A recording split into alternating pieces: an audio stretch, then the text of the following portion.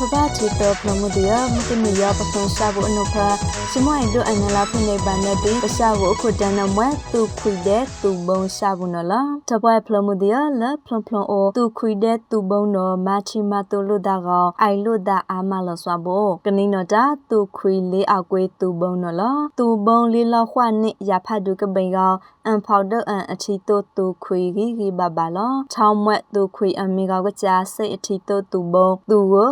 ခိုဂိုင်းအောက်ကွေထိုင်ရာရကမွတ်တဲ့အနာမင်းဥတဆလောသူခွေထိုင်ထောင်လအရင်အခါလောက်ဤအမတပေါင်းအထီတိုသူဘုံကမွတ်ဂိုင်းအောက်ကွေအဝေကြောင့်တာအဝေမွတ်လေးလောက်ခွရဖတ်တွင်နေပြီလောသူခွေကချအမိခိုင်လရာဥကလောင်ကောင်အန်ခွေလန်းရလထီကလာလောအောက်ကစုဘူရဖတ်ဒုကပိန်ဂိုင်းအိုင်တဲ့အန်ယူလန်ခွေအဝေတာလောလက်ခိုင်သူဘုံလကားဘိုအထီတိုသူခွေဖိတ်တွချအတော့ဂိုင်းထောင်လသူခွေအရင်အခါသူခွေအမတပေါင်းလောက်ဤအဝေမွဲ့အဝါတပေါင်းသူခွေလေးလောင်ခွရနော်လောတတိခန့်သူဘုံတော်မွဲ့အတလမလပါတဲ့လေးလောင်ခွထိုင်သူခွေနော်လော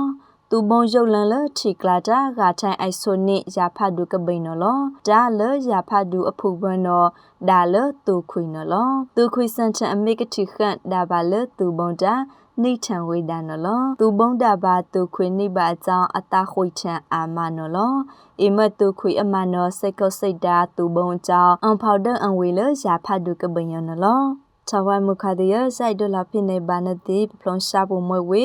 သူခွေတဲ့သူဘုံရှာဖို့ကိုင်နော်မွေတာချဲရလနဲ့ပကဒခေါင်ထိုင်လို့ဒါလပပလွန်ရှာဖို့အနုံးလခိုင်ဖီရီလဖာနဲ့စကစတာ